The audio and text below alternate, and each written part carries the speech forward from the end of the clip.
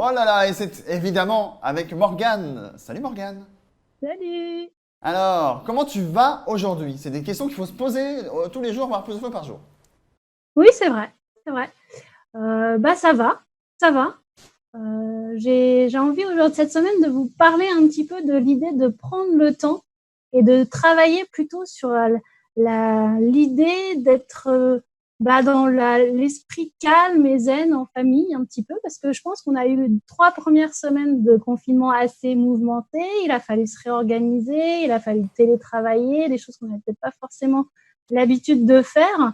Et donc, du coup, aujourd'hui, j'avais plus envie de vous parler un petit peu d'astuces pour travailler de manière calme et sereine. Et pour ça, donc ça va être mon thème de toute la semaine, je reviendrai vendredi, mais pour ça, aujourd'hui, j'avais envie de vous donner un premier conseil, une première idée que moi, j'ai appliquée à la maison. C'est que des fois, on court un petit peu partout, ou alors les enfants courent un peu partout, on ne sait pas comment se refocaliser, comment se ressourcer en famille. Et du coup, moi, j'ai mis en place un petit atelier autour pour le coup, du graphisme et du dessin.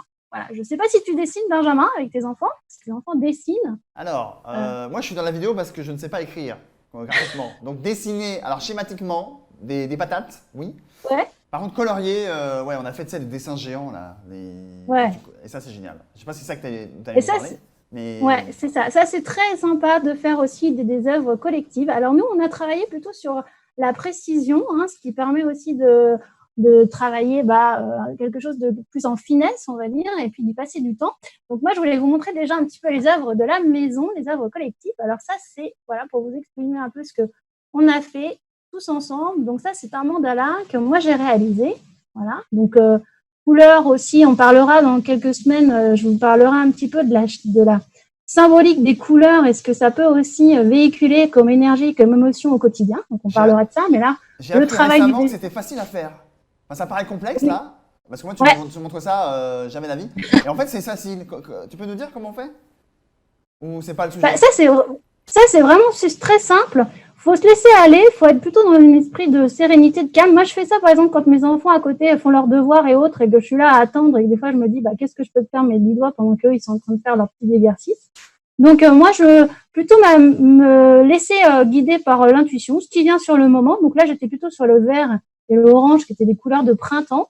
Et puis, j'ai essayé de travailler tout ce qui va être les axes aussi de symétrie et de se laisser un petit peu porter. Ça fait aussi travailler beaucoup l'harmonisation des couleurs et pour les enfants aussi, c'est assez sympa. Donc, je peux vous montrer par exemple l'imitation, je veux dire, voilà. Mon fils à côté a essayé du coup de produire ceci. Donc, mon fils, voilà. Mon fils, il a 5 ans, hein, Benjamin. Donc, je pense que tu peux y arriver. Hein. Bravo! Bravo à ton fils, en Voilà. tout cas. Ouais, voilà. Donc ça, c'est pour vous donner un petit peu un exemple aussi. Donc forcément, il va chercher petit à petit l'harmonisation des couleurs. Au début, c'est un petit peu plus flou. Il essaye de mettre plutôt des couleurs différentes. Et puis petit à petit, il va définir des choses plus précises avec des couleurs plus déterminées. Et puis, on va retrouver une symétrie à l'esprit de la fleur. Mais ça, c'est vraiment sympa à faire avec tes enfants parce que c'est aussi, comme c'est très précis, très minutieux, ça demande aussi une certaine forme de concentration. Et forcément, ça permet aussi aux enfants de se ressourcer et d'être un petit peu plus calme. Donc, pareil, dans l'énergie, j'avais juste envie de vous montrer le cœur qu'a fait ma fille. Voilà, c'est aussi très sympa. Et ça, vous Magnifique. pouvez trouver ça partout. C'est-à-dire que c'est très facile d'imprimer des mandalas vierges sur Internet et après de les colorier vraiment à votre image. Pareil, vous pouvez trouver là, elle a trouvé dans une petite boutique, tout simplement un cahier avec que des mandalas à dessiner. Et ça, c'est vraiment chouette. Et pareil, on peut faire plein de couleurs différentes. Celui-ci que j'avais fait il y a quelques temps aussi dans les bleus et verts. Voilà, donc ça peut vraiment être un moment de ressources. Pour vous aussi, vous êtes un peu speed. On est dans une phase un peu aussi des fois d'ennui. Hein. Il y a des moments, on a l'impression que on ne sait plus trop quoi faire, on tourne en rond, on ne veut pas trop sortir, on est déjà sorti faire les courses, on ne va pas ressortir. Donc, on ne sait pas trop quoi faire.